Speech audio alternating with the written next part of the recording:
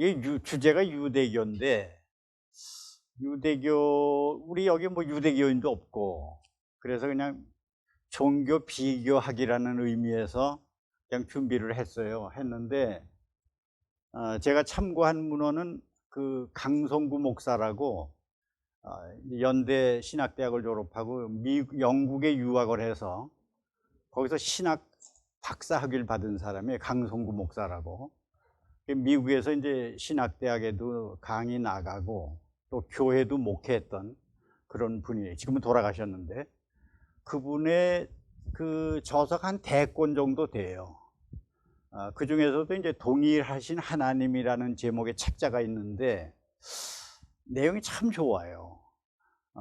그래서 이제 그걸 좀 참고를 했고, 그 다음에 여러분들이 잘 아는 그 톰슨 주석 성경이라고 있어요. 아주 두껍죠, 그거. 거기에 그 히브리서 부분의 해설이 나오는데, 거기에서 또 좀 발췌를 했어요. 그걸 참고를 해서. 그래서 만들었는데, 저도 뭐 그렇게 유대교에 깊은 관심은 갖지 않다가 이제 이런 주제를 맡다 보니까 자료를 좀 수집을 했어요. 이것저것 해가지고. 내용은 좀 많이 축적해 갖고 있는데, 우리한테 이렇게 뭐 깊이까지는 알 필요가 없고, 그래서 그냥 수박 겉핥기 식으로 상식적으로 알아야 될 부분 정도로만 원고를 만들었습니다. 그냥 아마 좀 참고로 도움이 되지 않을까 이런 생각으로 준비를 했습니다. 원래 유대교에 대해서 이제 설명을 하기 전에 먼저 유대인의 탁월성에 대해서 그걸 먼저 서론 겸 좀 말씀을 전하려고 그래요. 아마 전 세계에서 가장 영향력이 많은 민족이 어느 민족이냐? 중국입니까? 한국입니까? 미국입니까? 아니에요. 유대인입니다. 유대인이 가장 세계 영향력을 주는 그런 민족이에요. 아브라함의 후손인 정통적인 유대인, 우리가 유대인 하면 아브라함의 후손이 저때 유대인이고, 두 번째는 어머니가 유대인이면 유대인이 돼요. 원래 북의 사회인데 왜 모계로 바뀌었느냐 하면, 여자가 남자를 만나서 이제 아이를 잉태하면은 남자는 누군지 알 수가 없어요. 근데 어머니는 분명하니까 어머니가 유대인이면 유대인으로 인정을 합니다. 세 번째는 유대교로 개종한 경우에 그 유대인으로 취급을 해요. 이 세 가지 조건이 있습니다. 근데 유대인들은 이제 정치, 경제, 사회, 문화, 예술 모든 분야에서 전 세계에서 탁월한 능력을 발휘하고 있습니다. 근데 유대의 그 이스라엘의 그 면적은 뭐 우리나라 10분의 1도 안 되죠, 사실은. 아마 경상북도 정도의 면적이에요. 그리고 인구도 이스라엘 본토에 살고 있는 사람들이 그저 약 800여만 명, 800만 명 정도 되고, 디아스포라 유대인들 있죠. 해외로 나가 있는 사람들, 흩어져 있는 사람.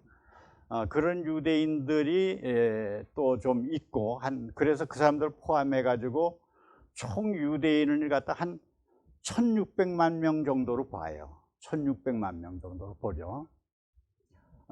근데 디아스포라 유대인 중에서 어느 나라에 제일 많이 있느냐? 미국에 제일 많습니다. 미국에, 특히 뉴욕에는 거주하는 그 유대인들이, 디아스포라 유대인들이 약 600만 내지 700만 명으로 추정을 하고 있어요. 근데 아까 서두에서 제 말씀한 대로 유대인이 왜 탁월하냐? 나라도 적고 인구도 작고. 그런데 왜 그러냐? 유대인의 육아법 때문에 그래요. 육아법, 교육법, 여기에서 이것이 다르기 때문에 어떤 탁월성을 나타낸다, 그렇게 말을 하고 있습니다. 그 유대인들이 그 탁월한 능력이, 거듭 말씀드리면 가정교육, 학교교육, 종교교육, 여기에서 그 해답을 찾을 수 있다, 이렇게 말들을 합니다. 놀라운 거는 유대인 가정에 TV가 없어요. 거의 없다고 그럽니다. TV가 없어요. 그럼 뭘 대신만? 책이 많습니다. 책이 집집마다 가정마다 책이 쌓여 있다고 그래요. 책을.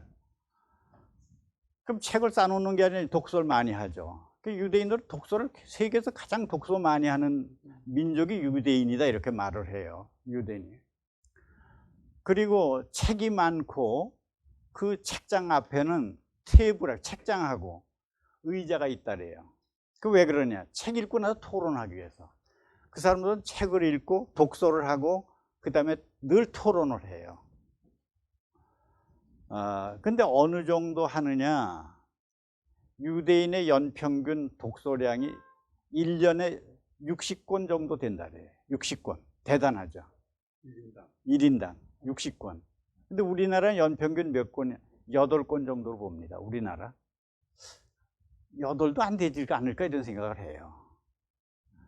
그러니까 그 사람도 1년에 60권이면 10년이면 600권을 읽고 있어요. 우리나라는 그냥 한 80권.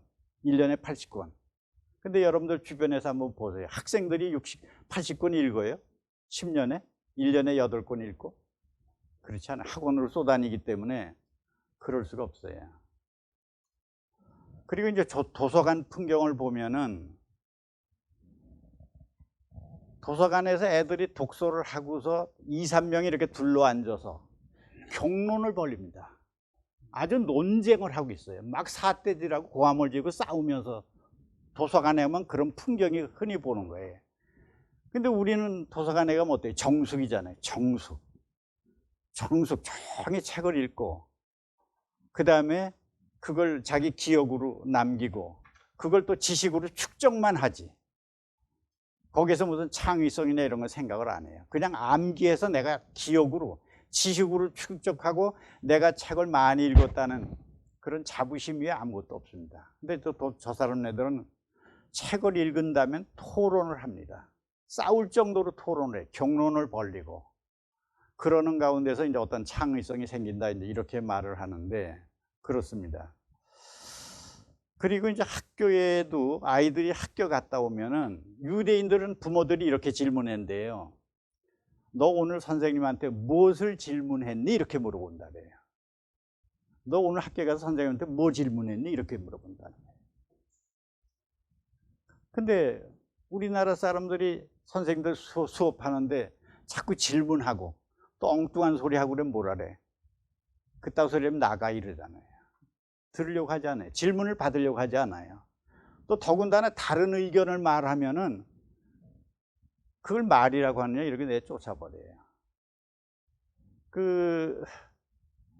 뭐 이건 유대인의 얘기는 아니지만 영국에서 이제 중국이 이렇게 경제적으로 부상을 하니까 이 중국의 교육이 도대체 어떠냐 이게 궁금해가지고 중국의 교사들을 영국으로 초빙을 했어요. 이게 시범적으로 이제 시험을 하는 거죠. 어느 학교에 이제 중국인 교사가 한 3명이 부임을 해서 거기서 이제 교육을 하는 거예요. 6개월쯤 지냈어요. 6개월쯤 지냈더니 교사들이 나 영국에서 선생 노릇 못하겠다 가야겠다 그래요. 또 아이들 반응은 어떻게 그따위 선생님들이 무슨 선생이냐 저 선생한테 안 받겠다 그러는 거예요. 그 이유는 뭐냐면 중국에서 온 사람들은 우리하고 똑같아요. 주입식 교육, 암기식 교육 하는 거예요. 가르치는 대로 그냥 따라서 해야지. 팔로우 미예요. 내가 하라는 대로 해야지. 거기서 이상한 질문을 하고만 입 닥쳐 이렇게 버리는 거예요. 자기하고 의견이 다르면 우리는 불쾌해해요. 오히려 가르치는 사람이. 근데 유대인은 그게 아니에요.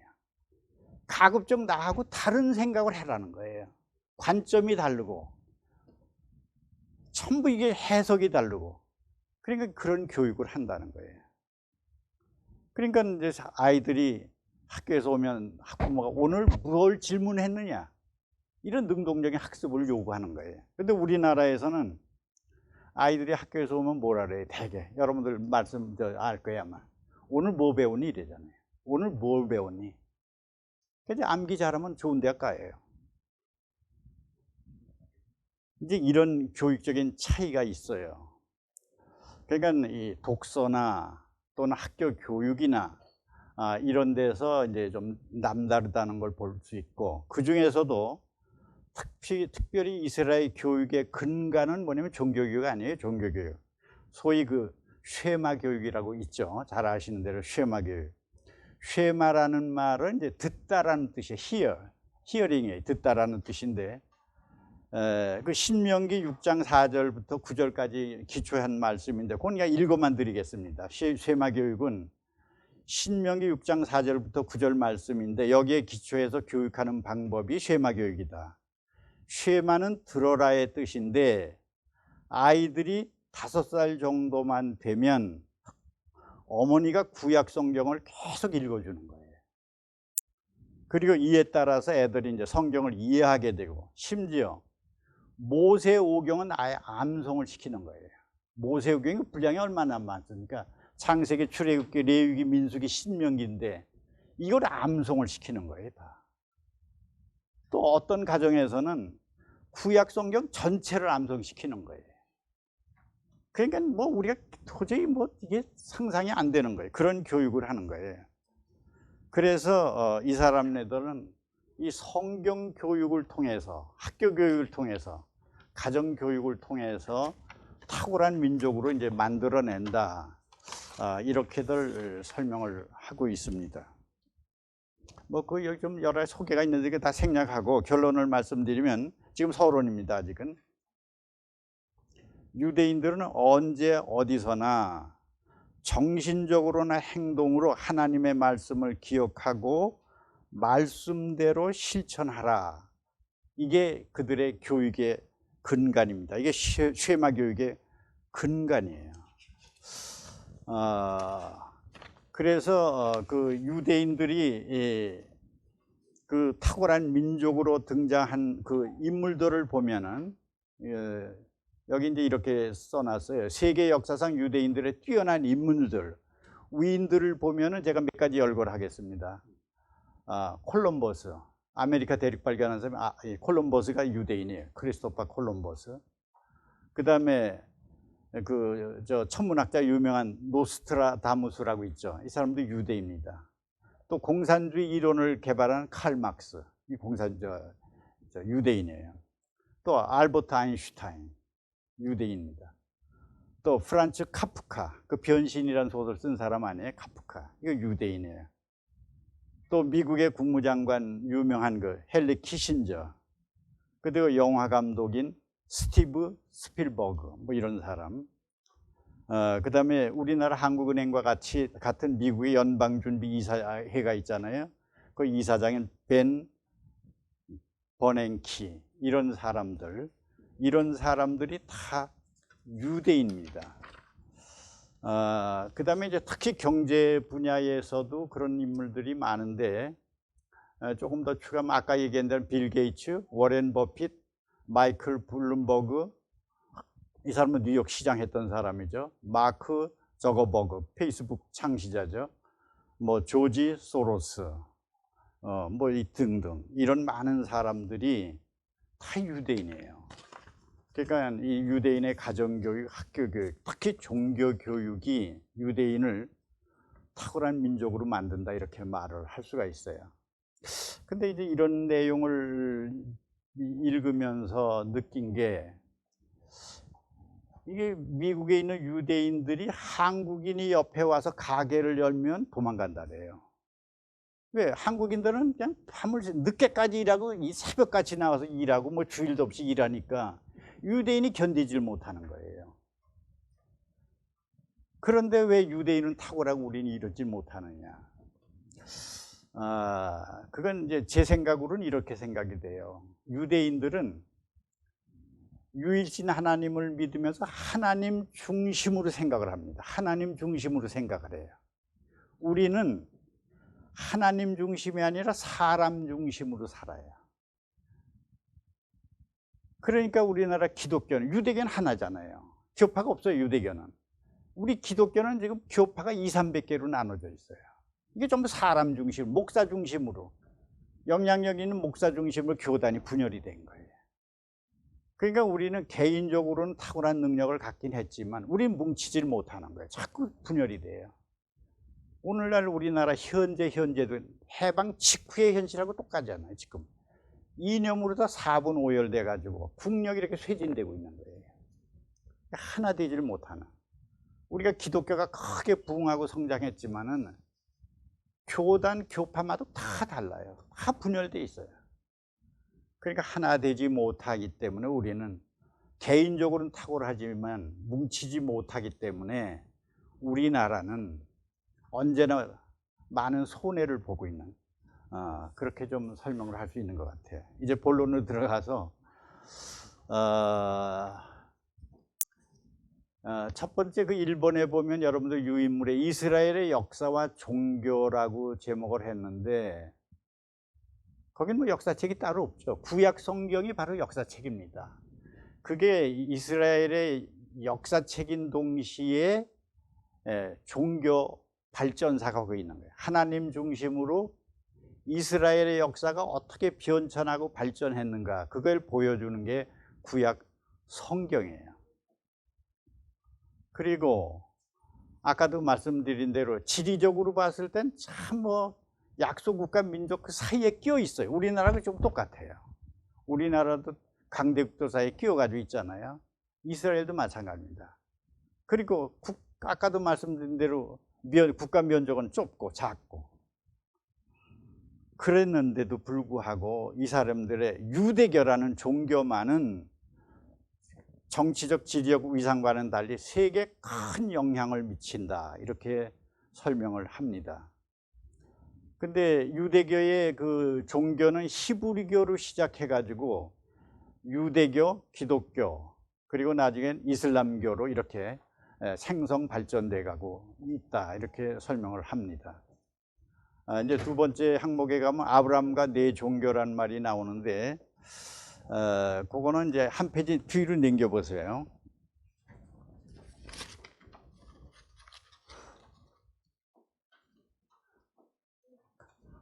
이 페이지 맨 위에 보면 역사적으로 보면 아브라함으로부터 네 종교가 시작됐다. 히브리교, 유대교, 기독교, 이슬람교, 이렇게 네 종교가 시작됐다, 이렇게 말을 해요. 지금도 예루살렘에 가면은 유대교의 회당이 있어요. 그 다음에 카톨릭의 성당이 있어요. 이건 다 기독교지만은. 그 다음에 이슬람의 모스크가 있습니다. 이게 혼합된 종교가 거기 다 있어요. 물론 유대교에는 지금 현대는 유대교가 90%예요. 이스라엘 민족은 90%가 유대교입니다. 나머지 10%가 그냥 기독교도 있고 마호멧교도 있고 이렇게 나눠져 있지만은 90%가 여전히 유대교입니다, 거기는. 근데 그 19세기에 독일의 구약 신학자인 데 베테라는 사람은 그 순서를 그렇게 말해요. 히브리교에서 시작돼 가지고 유대교, 기독교, 이슬람교로 이런 순서대로 발생해서 변천했다, 이렇게 설명을 합니다. 그 중간에 보면은 이스라엘의 조상 아브라함의 종교가 히브리교이기 때문에 이스라엘의 종교는 히브리교로 시작되었다. 아브라함으로부터 시작된 히브리교는 BC 6세기경 유대교로 변천되었다. 그리고 예수님 오시기 전이죠. BC 6세기니까. 그리고 예수 그리스도께서 오신 후에, 그게 BC 4년으로 보죠. 예수 탄생이 BC 4년, 4세기가 아니고 4년 이후에 유대교에 뒤이어 기독교가 발생한다. 또한 아브라함의 서자, 그 아브라함의 서자죠. 하갈, 첩인 하갈의 사이에서 난 이스마엘의 후손이 거주하는 중동 지역에서 AD 6, 7세기경에 이슬람교가 등장한다. 그리고 히브리교, 유대교, 기독교, 이슬람교, 이 네 종교의 교리상의 핵심적 차이는 크게 두 가지예요. 예수 그리스도를 하나님의 아들로 믿느냐 안 믿느냐, 이 신성 여부하고 경전이 다르죠, 서로. 그런 근거가 있습니다. 그 이제 뒤에서 설명이 됩니다. 이제 본론이 됩니다. 히브리교가 아니군요. 히브리교 설명. 히브리교는 우리가 그렇게 알 필요가 없는 것 같아요. 넘어가.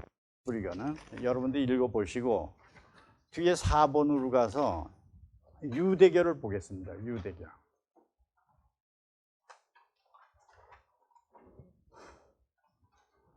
유대교는 참 그러기 전에 기독교에 대해서 조금 먼저 설명을 하겠습니다. 기독교에 대해서 조금 우리가 혼동을 하는 것 같아요. 천주교, 기독교 뭐 이렇게 말을 해요. 천주교도 기독교인데 사실은. 근데 기독교에는 포함되는 게, 기독교는 예수님의 신성을 인정하고 하나님의 아들이라는 걸 믿는 게 기독교입니다.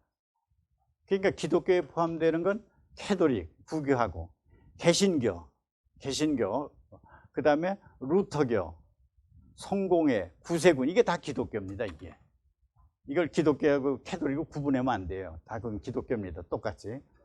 캐톨릭은 이제 구교라고 우리가 통칭 기독교라고 하는 건 이제 개신교를 얘기하는데 똑같이 기독교입니다. 그 4번을 이제 설명하겠습니다. 4번. 유대교는, 오늘 제가 설명하는 이제 주제가 이거예요. 유대교는 BC 6세기였다. 이스라엘 사람들이 약 70년 동안의 바벨론 포로 생활에서 해방되어 예루살렘으로 돌아올 때이다. 예루살렘으로 귀환한 사람들은 거의 유다 지파, 북이스라엘은 10지파가 있었고 남이스라엘은 유다 민족을 해서 2지파가 있었잖아요. 근데 바벨론으로 포로가 된 건 이제 남이스라엘의 그 유다 지파가 주로 포로가 돼서 갔었어요. 유다 지파가 고국으로 돌아와서 우리가 왜 바벨론 포로가 되었을까? 우리가 지은 죄, 곧 하나님의 율법을 잘 지키지 못한 때문이다. 이렇게 생각하면서 예루살렘 성전을 재건하고 율법을 잘 지키자는 경건운동을 전개한다. 그리고 앞으로는 하나님을 거역하지 말고 하나님의 뜻에 따라 살고 하나님을 잘 믿어보자는 결심과 선민의식에서 유대교라는 이름으로 다시 시작되었다. 유대교는 기독교예요. 그리스도교. 유대교는 기독교와 같이 하나님을 믿는 종교야. 똑같이 여호와 하나님을 믿어요. 똑같죠? 뿌리는 같아요. 유대교와 기독교는 뿌리는 같습니다. 하나님을, 여호와 하나님을 다 믿으니까 뿌리는 같아요. 그래서 하나님 여호와를 부르며 섬기는 유대인들의 종교다. 그러나 예수 그리스도를 하나님의 아들이라고 인정하지 않고 모세, 사무엘, 이사야 등과 같은 선지자로만 보는 거예요. 예언자로 보는 거예요. 하나의 선지자, 훌륭한 선지자로만 보는 이런 차이점이 있습니다. 유대교 교인들은 매주 금요일이면 저녁에, 이거 조금 설명을 할게요. 금요일 저녁이라는 말은 토요일을 얘기합니다. 그게 달라요. 우리는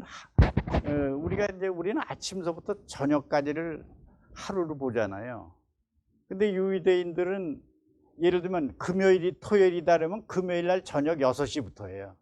금요일 날 6시 저녁서부터 밤을 통하고 그 아침을 지나서 그 다음 날 저녁 6시까지가 하루예요. 이게 달라요. 이제 창세기에 보면 말이죠. 5장에 이런 말이 나와요. 하나님이 빛을 창조하시잖아요. 하나님 빛을 창조하시고 하나님이 빛을 낮이라 부르시고 어둠을 밤이라 부르시니라. 저녁이 되고 아침이 되는 이는 첫째 날이라. 저녁을 첫째로 봐요. 저녁서부터 하루가 시작되는 거예요. 그러니까 금요일 저녁이라는 말은 금요일이 아니라 뭐예요? 토요일이에요. 이게 토요일이에요. 근데 사실은 우리나라 온 세계가 달력이 다 그래요. 우리가 예를 들면 토요일이면 언제부터 토요일을 잡아요?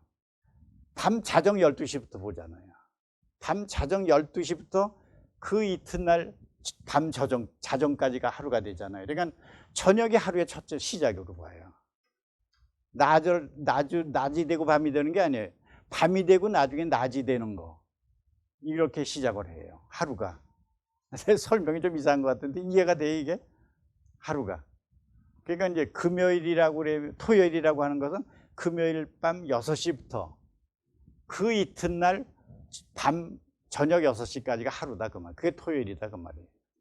근데 현재 인력에서는 우리는 토요일이라면 언제예요?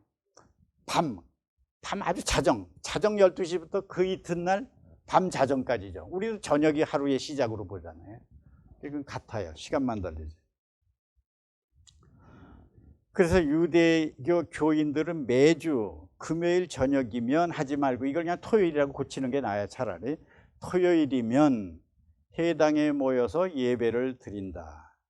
예배를 인도하는 사람을 우리는 목사지만 이들은 랍비라, 이렇게 랍비라고 하죠. 그리고 유대교 신자들은 예배를 드릴 때 찬송가를 부르고 기도를 하며 성경을 읽고 랍비의 설교를 듣는다. 기독교와 비슷하다.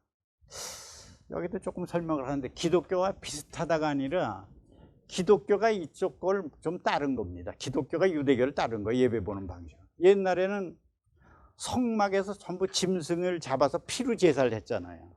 제사를 하다가 이제 로마에 함락이 되고 이스라엘이 또 성전이 무너지고 그러니까 제사를 그 당시 제사를 지낼 수가 없어요. 예배는 봐야 되니까.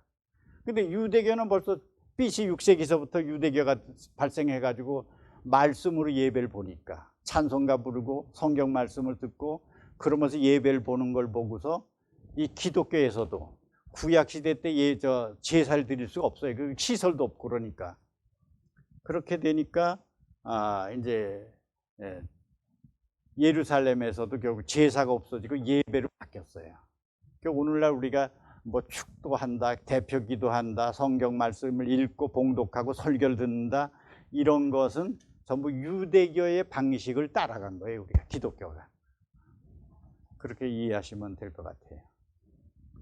유대교의 경전은 율법 혹은 토라라고 부르는 구약 성경의 창세기, 출애굽기, 레위기, 민수기, 신명기 이 모세오경을 가리킨다. 그러니까 신교는 신약은 믿질 않죠. 유대교에서는 신약을 믿질 않아요. 그거는 예수님을 선지자로만 보니까 그걸 믿지 않아요. 이 모세오경은 모세오경은 하나님이 천지 만물을 창조하시고 하나님이에요. 하나님이 천지 만물을 창조하시고 섭리하시는 이야기, 유대인 조상들의 이야기, 하나님을 믿는 사람들이 해야 할 일과 해서는 안 될 일을 기록했다. 여기서 사람들이 해야 할 일과 해서는 안 되는 일이라는 건 율법을 얘기하는 거예요. 율법이 총 몇 개라고 그래요? 모세오경 613개를 봅니다. 613개. 613개 중에서 해야 할 일이 248개예요. 248개. 그 다음에 해서는 안 되는 일이 365개. 그러니까 긍정적인 게 248개가 되고 율법이 부정적인 거 해서는 안 되고 금지하는 것이 365개가 됩니다. 그래서 율법이 총 개수로 말하면 613개예요. 이거를 10개를 축소한 게 뭡니까? 10계명이죠. 그죠? 10계명이에요. 그걸 다시 2개로 축소한 게 가장 큰 계명이라고 해서 하나님을 사랑하고 이웃을 내 몸같이 사랑한다. 경천 애인 이게 위대한 계명이라고 해서 그게 2개를 축소를 했죠. 그 다음에 새로운 계명 하나로 마지막 하나가 뭐냐면 사랑이에요. 그러니까 모든 율법은 613개가 한마디로 말하면 사랑이라는 거예요. 사랑. 율법의 정신은 사랑이다. 예수님이 왜 오셔가지고 그러잖아요.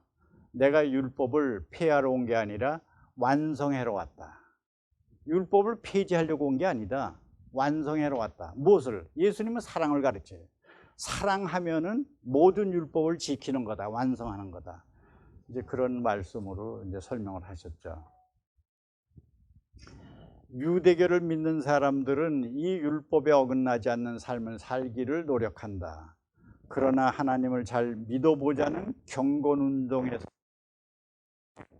자연히 그들은 너무 지나치게 율법에 집착을 하는 거예요. 율법을 잘 지키는 것만이 하나님을 기쁘게 하는 것, 율법대로 행하는 것이 구원에 이르는 길이라고 믿으면서 율법을 위한 율법주의에 아주 경도되어 보는 거예요. 그래서 유대인들은 율법이에요. 율법으로 구원받는다는 거예요. 근데 우리 기독교에서 율법으로 구원받는다고 믿어요? 아니죠. 기독교에서 율법은 초등학교 선생이라고 그랬어요. 예수님에게로 복음으로 인도하는 게 율법이다. 우리 율법 뭘 보면은 십계명을 보더라도 십계명을 읽으면은 그 10가지 읽으면은 아하, 여기서 내가 어떤 죄가 있다는 죄를 발견할 수가 있어요. 그게 그러니까 율법은 죄의 거울이다 이렇게 말하잖아요. 율법을 보면 나의 죄를 깨닫게 되는 거예요. 나의 죄를 깨달으니까 내가 예수님을 믿고 복음을 받아들여서 내가 구원받아야 되겠다. 이렇게 연결을 시킨다는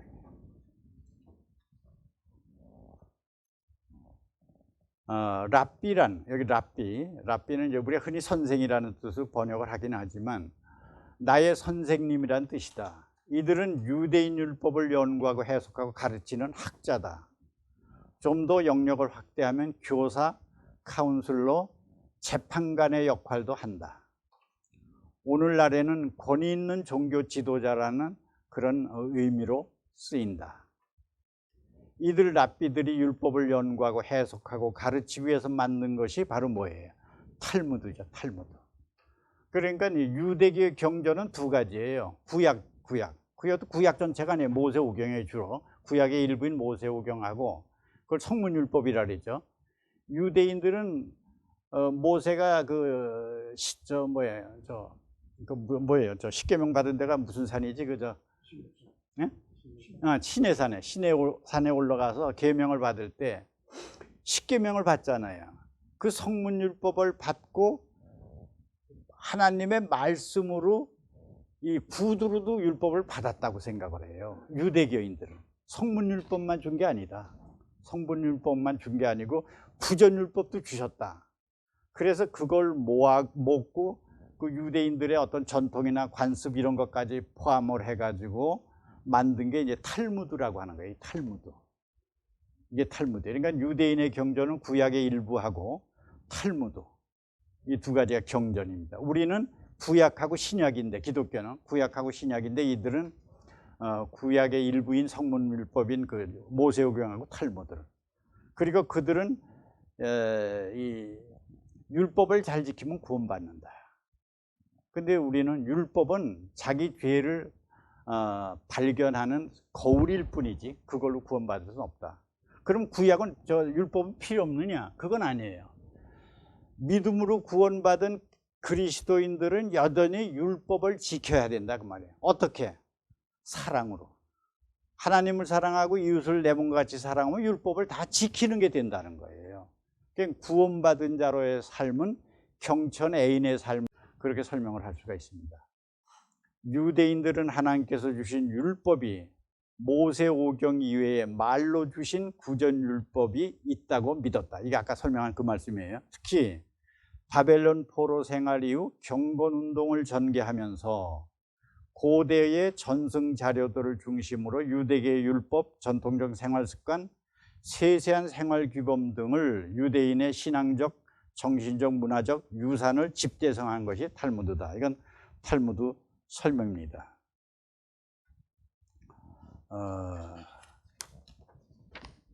이제 뒤로 넘어가서 5페이지 보세요. 5페이지 보면은 맨 위에 유대교의 집회 예배 장소는 회당이죠. 회당. 그들이 바벨론에 포로됐을 때 성전이 없어요. 그러니까 아무데나 공간이 있으면 거기서 회당이라고 정해서 거기서 예배를 본 거예요. 그래서 회당. 그다음에 예루살렘에 돌아와서도 예루살렘 성당에서도 예배를 받지만 유대인들이 회당이 곳곳에 있었어요. 회당이. 그 회당 시노고그라고 그랬죠. 그리고 유대교는 그 중간을 보세요. 유대교는 이스라엘 안과 밖에서 형성되었다.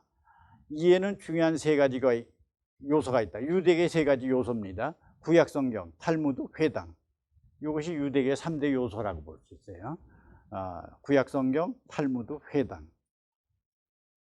이 세 가지 요인이 유대인들로 하여금 종교사회를 구성하게 하였고 다른 민족과 구별시켰고 종교적 유산을 전승시켰고 선민의식으로 어느 곳에 있든지 하나 되게 했다. 이게 이제 좀 유대교에 대한 설명인데, 사실 그보다는 이제 지금 5번하고 그 뒷페이지에 6페이지에 있는 게 유대교와 기독교를 아주 좀 잘 구별을 해 놨어요. 일단 5번을 보겠습니다. 유대교와 기독교의 비교. 흔히 유대교는 구약의 종교이고 기독교는 신약의 종교라고 믿는 경향이 있으나 이것은 잘못된 생각이다.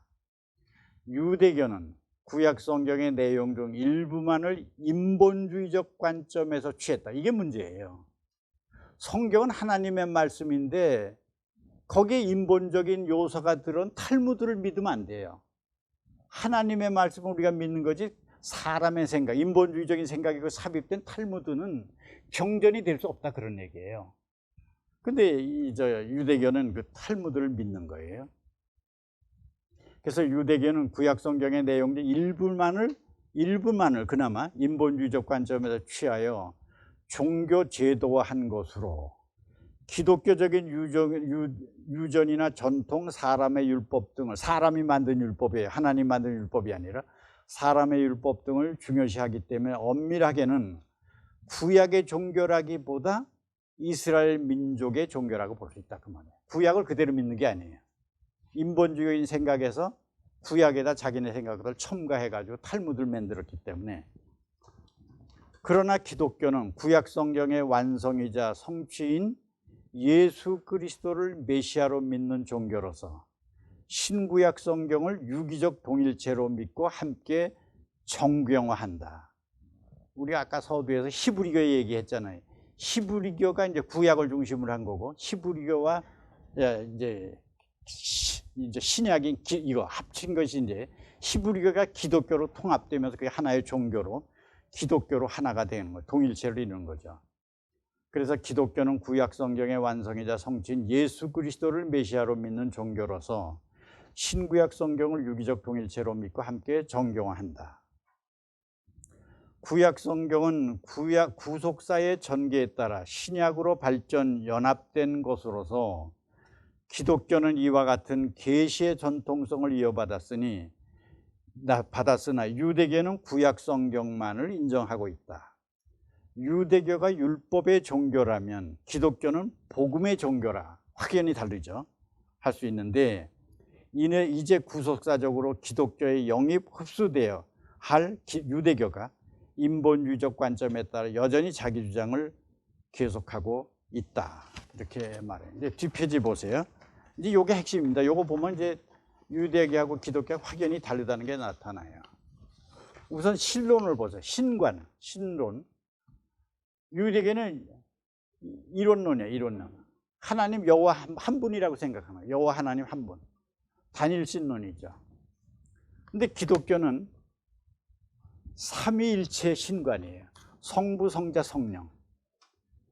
근데 이 성부, 성자, 성령 이거 어떻게 설명을 하겠어요?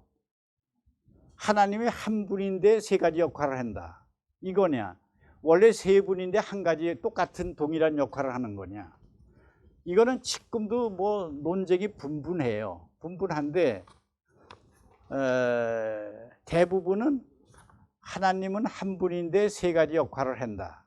그래가지고 비유를 하기를, 예를 들면 내가 집에서는 아버지 역할, 학교에 가서는 선생 역할, 또는 교회 가서는 장로 역할, 그렇게 하는 거다. 아니에요. 그렇게 설명하면 안 돼, 이게. 그건 너무 인본적인 해석이에요. 알 수가 없어요. 근데 나는 좀 성경을 좀 읽었다고 볼 수 있는데, 내 느낌은 세 분이 아닐까 생각이 돼요, 사실은. 이건 아주 위험한 생각인데, 세 분이 아닐까. 그런데 수원의 김장훈 목사 아들 있잖아요. 왜 김요셉 목사. 김요셉 목사도 아주 조심스럽지만 자기도 세 분 같다, 이렇게 말해요. 구약에 곳곳에 보면, 뭐 신약에도 보지만 성부, 성자, 성령 나오거든요. 어쨌든 이 삼위일체론이에요. 성부, 성자, 성령. 그러니까 세 분이 한 분 역할을 하느냐, 한 분이 세 사람 역할을 하느냐. 근데 이거는 뭐 영적인 세계이기 때문에 그걸 왜 성경에서 설명을 안 해주셨느냐. 너희들은 믿기만 하면 되지 그것까지 알 필요 없다니까 성경에 기록 안 된 거예요. 그러니까 우리가 성경에 기록되지 않은 거 괜히 억측할 필요도 없고 주장할 필요도 없고 그냥 각자 성경대로만 생각하는 게 좋습니다. 근데 우리가 예배 끝난 다음에 축도하는 거 있죠. 축도를 보면 이렇게 나와요. 축도에 보면은 그게 고린도후서 13장 13절에 나오는 말씀이거든요. 그게 축도가 주 예수 그리스도의 은혜와 주 예수 그리스도 나오죠. 하나님의 사랑과 성령의 교통하심이 지금부터 영원히 있을지어다 이렇게 축도하잖아요. 축도할 때도 예수 그리스도, 성자 예수 그리스도, 성부 하나님의 사랑, 그리고 성령, 하나님의 영이라고 되고 예수님의 영이라고 되고 진리의 영이라고 하던 성령님, 성령의 교통하심. 그래서 이 교통한다는 말은 뭐 친교한다, 연합한다, 뭐 그런 뜻이에요. 그런 뜻인데 교통한다는 말은 성령님의 교통하신다. 그건 친교한다, 연합한다. 그러니까 성령님과 연합하여 이런 뜻이 됩니다. 성령님과 연합하여 너희들이 그러니까 예수 그리스도의 은혜를 입고 하나님의 사랑을 받고 성령님과 성도들이 교통해서 하는 것이 지금부터 영원히 있을지어다 이렇게 축도가 되는 거예요. 성부, 성자, 성령 이 삼위일체론이 기독교의 아주 핵심 교리라고 볼 수 있습니다. 그 다음에 성경관이 달라요. 유대교는 하나님의 계시는 구약 성경에 국한된 것이 아니라 구약에만 있는 것이 아니라 유대의 많은 문학 작품이 있잖아요. 문학 작품에도 있다는 거예요. 또 탈무드에도 있다는 거예요. 그게 달라요. 근데 우리 기독교는 어디에만 있다 그래? 하나님의 계시는 신약 구약에만 있잖아요. 구약은 옛날 약속이라는 소리 아니에요. 하나님은 언약의 하나님이에요. 하나님의 언약이 옛날 언약은 구약이고 신약은 예수님이 오신 다음에 새로 예수님이 약속하신 약속이에요. 그러니까 우리가 성경이라는 건 하나님의 언약을 기록해 놓은 거예요. 너희들이 내 말씀대로 순종해서 살면은 복을 받는다 그래요. 근데 이 복이라고 하는 것은 우리가 11조 할 때도 11조를 잘하면 복을 받는다, 물질의 복을 받는다 이렇게 이제 이해를 하는데 그런 뜻이 아닌 걸로 봐요. 제가 공부한 걸로 봐서는 우리가 이제 보세요. 천지 만물을 창조한 걸 하나님이라고 믿잖아요. 하나님이 천지 만물을 창조했잖아요. 하늘과 땅을 다 창조했어요. 땅에서 나는 모든 농작물이나 짐승, 물고기 이런 거 다 하나님이 창조하셨잖아요. 그것이 하나님이 주신 거예요. 그게 하나님이 우리를 주셨다. 그러니까 이 세상의 모든 천지 만물은 하나님이 소유한 것이다. 하나님의 것을 내가 누리고 있다. 그러니까 그걸 감사하는 마음으로 내가 헌금을 하는 거거든요. 그러니까 우리가 그런데 복을 준다는 것은 내가 헌금을 많으면 물질의 복을 많이 준다는 뜻으로 해석하지 말고 내가 헌금을 하면은 그게 이제 교회가 그 헌금을 받아서 교회의 여러 가지 행정상에 필요한 인건비들 그 비용을 쓰고 나머지는 어려운 이수로 해서 구제 사업을 해야 돼. 그래서 구제 사업을 해서 모든 사람들이 다 감사하며 하나님께 감사하며 예배하고 그러면은 그 나라의 복을 그 백성들에게 복을 내린다는 뜻이지 내가 헌금하면 나한테 헌금만큼 하나님 복을 주신다 이 뜻이 아니다 그 말이에요. 예수님이 뭐라 그랬어요? 부자는 하늘나라 가기가 어렵다 그랬잖아요. 낙타가 바늘길 가기보다 어렵다고 부자를 그렇게 했는데 부자 만들어 주겠다고 헌금 많이 해라는 뜻이 아니다 그 말이에요. 그러니까 우리가 사람 능력에 따라서 또는 하여간 여러 가지 노력에 따라서 부의 축적이 다 달라요. 부자도 있고 가난한 사람도 있고 중산층도 있잖아요.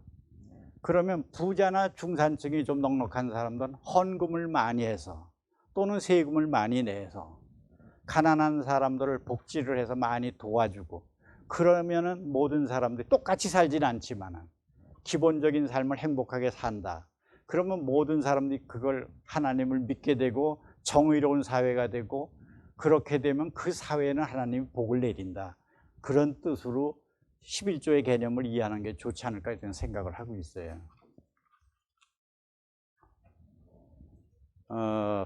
그 다음에 속죄관. 속죄관을 보면은 유대교는 인본주의적 속죄관이에요. 뭐야?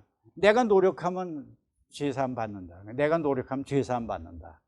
다시 말해 율법을 잘 지키면 나는 죄사함을 받아서 의로운 사람이 되어서 구원받는다. 이렇게 보는 거예요. 그런데 우리 기독교는 뭐예요? 중보자이신 예수 그리스도를 믿는 믿음으로만 구원받는다는 거예요. 예수 그리스도를 믿는 믿음으로만 구원받는 거예요. 마르틴 루터 얘기 제가 조금 하겠습니다. 루터가 사제 아니에요. 신부란 말이에요. 사제. 이 사람이 어거스틴 수도회에서 수도사가 돼서 있었어요.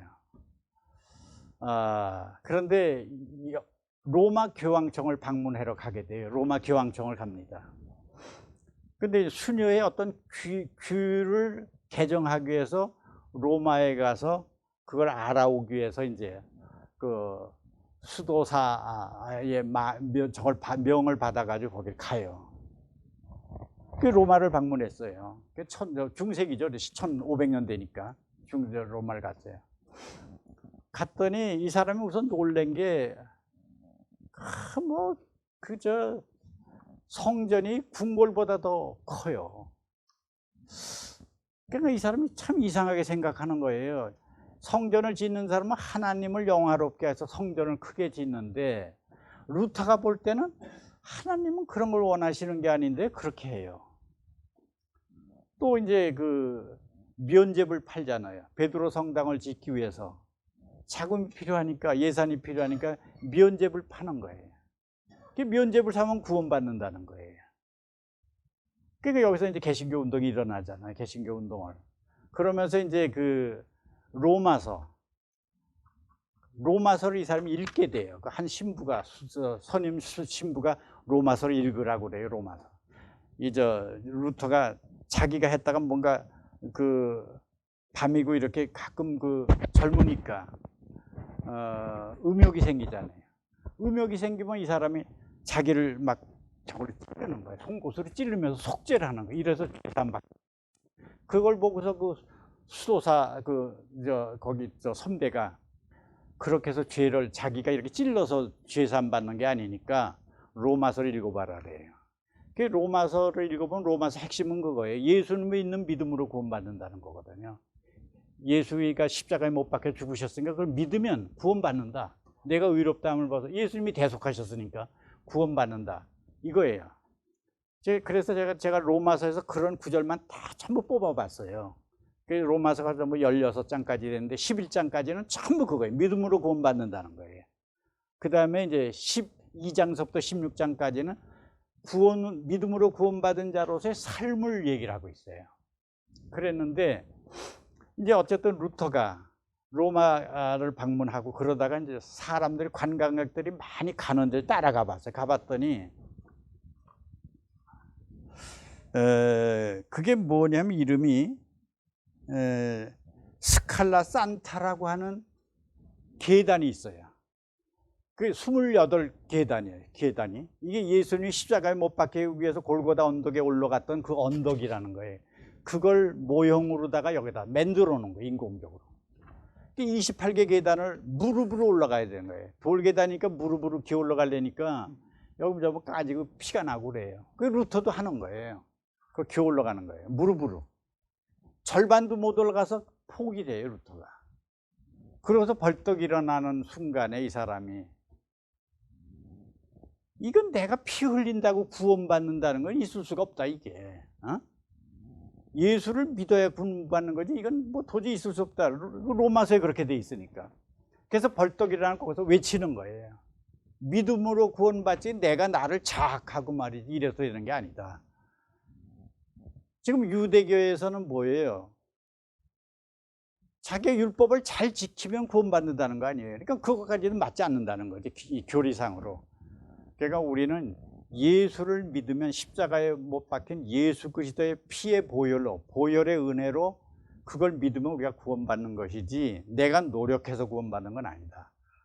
이제 그런 말씀을 제가 전하려고 좀 분분하게 말씀드린 건데, 그다음에 이제 메시아관. 메시아는 아직 오지 않았다. 이게 이제 유대교의 생각이에요. 선지자로만 생각한 거고, 그다음에 이제 기독교에서는 예수 그리스도가 메시아다. 메시아다. 메시아라는 말 뜻은 뭐예요? 기름 부음을 입은 자라는 뜻이죠, 그죠? 기름 부음을 입은 자. 기름 부음을 입은 자는 건 여기서 기름은 성령님이에요. 성령을 입은 사람. 하나님의 명령으로 온 자. 하나님의 사역을 맡긴 분, 이런 뜻이에요. 그래서 메시아라는 말은 기름 부음을 입은 자, 그런 뜻입니다. 메시아가 십자가의 보혈로 우리의 죄를 대속하여 구원하시고 부활 승천하셨다. 장차 재림하시어 세상을 심판하신다.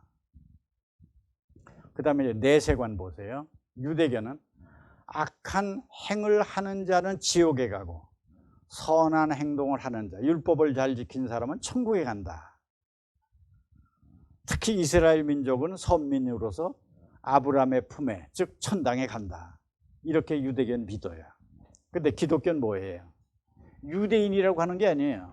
율법을 믿는다고 하는 게 아니라 오직 예수 그리스도를 믿는 믿음으로 구원받는다. 이신특의죠. 이신특의. 나는 여러분들이 한번 딴 거는 뭐 다들 그때 읽어보셨겠지만 로마서하고 갈라디아서를 한번 읽어보시면 좀 도움이 될 거예요.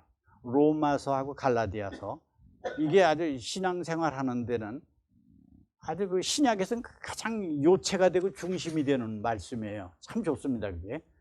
그래서 로마서, 그 다음에 갈라디아서, 하나 더 하면 에베소서. 이 세 가지만 읽으면은 우리 그 어떤 신앙에 도움도 되고 신앙생활에도 좀 도움이 될 것 같아요. 바로 아는데 도움이 돼요. 근데 그 성경대로 살게 되진 않더라고요. 그게 그러니까 죄인인데 그게 안 되더라고요. 그냥 대강 이런 식으로 그냥 구수구박 겉핥기식으로 그냥